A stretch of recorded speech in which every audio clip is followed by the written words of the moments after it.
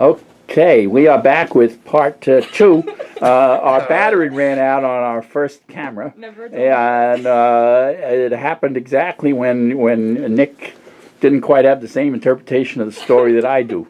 But here we are. Pietro has a wife, and he Pietro has wants a wife, donkey. And he wants a donkey. And he as well. wants a donkey, Right. and so he's got his visiting so- friend comes by, tells him how to make his wife into a donkey. So Gianni says, I'll show you how to turn your wife into a donkey. Uh-huh. Let me, I guess have my way with her. And him being the, I guess they even say dumb man that he is, gullible. Gullible and is right, greedy, yeah. certainly, because he wants to go through with this. Lets it go all the way until the end, and he's like, "Oh no, stop when he tries to make the tail, to place the tail on the donkey." Right. And since he spoke, Gianni says, "Oh, it can't be done." Now it can't be done. You ruined the spell. And all the while, both he and his wife seem to believe that it's still something that could actually have happened. Right. His wife kind of enjoyed it, right? She didn't. Well, read closely. All right. Well, we'll let that go. Women enjoy sex in Boccaccio stories. They do. They absolutely do. Okay. Kindness and revenge. Another very common theme in these stories. Hot and cold, beauty and ugly. Let's get to this women on top in this Madonna Filippa story. So let's see if you and I read that one the same Okay, way. so I'm assuming she was accused of adultery after being caught in the bed with another man. So it was the statute where wasn't she going to be burned alive?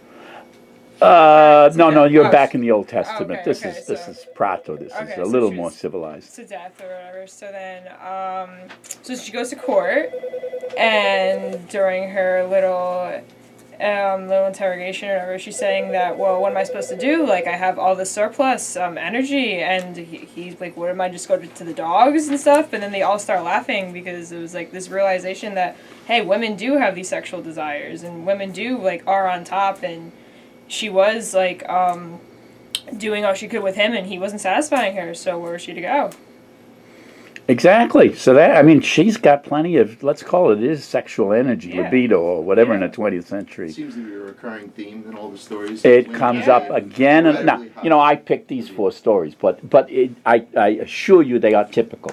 Okay, he never has frigid women and highly sexed men Genji types who need to go around prowling somewhere else. Men usually end up, the women, running away. the men get exhausted by the women Absolutely. sooner or later, which also happens with Alibek. Right? Yes, yeah. She was a heathen in the Christian community, and she's like, how do I serve God? And she eventually goes to this hermit, was it Rustico. Rustico, and he taught her how to put Which the is of devil course back in hell. just rustic, he's sitting out there. He goes through his little thing, and eventually she's wearing him down, and he's like, "Oh my God, like what is going on?" And then I think whatever doesn't her she inherits property. Well, she goes back Yeah. very wealthy. Yeah. Yeah. So then she marries I can't remember his name. Yeah, Yeah. that's unimportant. Unimportant. And then all the women are like, "Oh, how did you serve God?" And she's like, "I put the devil back in hell." And she goes through all these motions. They're like, "Well, you're not gonna have any issues with your new husband with that, then." So it's just very, very funny. Yeah, and the women all laugh, and I Yeah. think some of those lines about, well, now wait a minute, Rustico says to her, "You're only supposed to put the devil in hell when he rises up his ugly head." Very explicit. Yeah, it's one of the more explicit Yeah. stories. Okay, there's an opposition to city culture Yeah. in all of this as well. Is she the wiser in the end? Does she actually always know what's going on? But no, there seems to be, sort of innocence in not knowing. That's what I feel, and the way that she's acting towards. Are you talking about Alibek still? Sure, we can. And the way that she, acts towards Rustico, she learns from. But she's a And quick learner. She's very Yeah. eager. Yeah. But she doesn't really. I guess she never really knows what's going on. I mean, she knows, but she doesn't put together that he was trying to take advantage of her ever. Okay. I think the story does begin. I think you're right. The story begins with the notion that it's Rustico who takes advantage of Alibek. But I think Then she very starts to enjoy it, quickly, and I she think, takes advantage of him. I think Right. very quickly she's figured it out, and she's going to put it to very good use when she goes back to marry and collect the Right. inheritance, Yeah. because she is now an experienced sexual Yeah. partner, to put the matter very, very bluntly. So in my notes, I call the whole thing pro-sex. That sex is good. Sex is an alternative to being depressed and being mopey-dopey, sitting around at home, baking cookies, things like that. And this also applies to nuns, right? Who was? I did. Okay. So what do you think, Nick? Is that a sly dog there? He definitely figures a way to get in there, but no, that's not what I meant. He gets into the nunnery, but he quickly gets overwhelmed by. I guess he didn't really expect all the nuns to be so, lively. But also, men don't realize how little energy they really have. Yeah, I mean, he says that at the end too. It's a similar thing to Rustico. He says, it takes 10 men to please one woman, and yet I need to please 9. This is impossible. He says it to the abbess, and but they don't stop. They still, they keep him there all the way until. And they produce lots of little yes. nuns. Yeah. Isn't that nice? That's interesting too.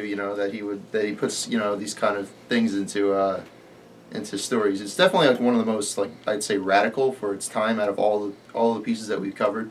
Something like that would be condemnable to Is it pornographic? I guess. I mean, I feel like he covers it up enough with vague terms and a lot of times symbolism. Well, okay, mortar and pestle and hole and peg are not all. Well, I mean, they're very devil obvious. and hell. I guess that's Right. But I guess he doesn't directly say it. I think it's very overt, but it could be a little bit more.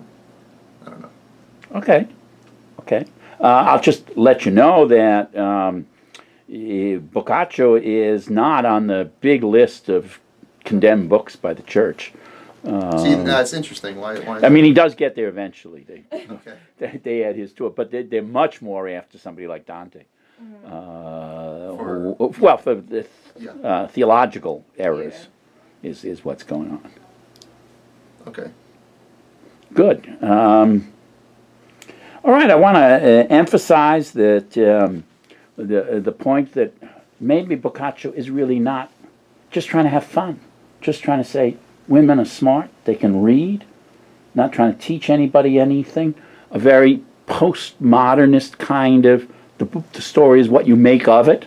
Are you taking lit crit classes at all?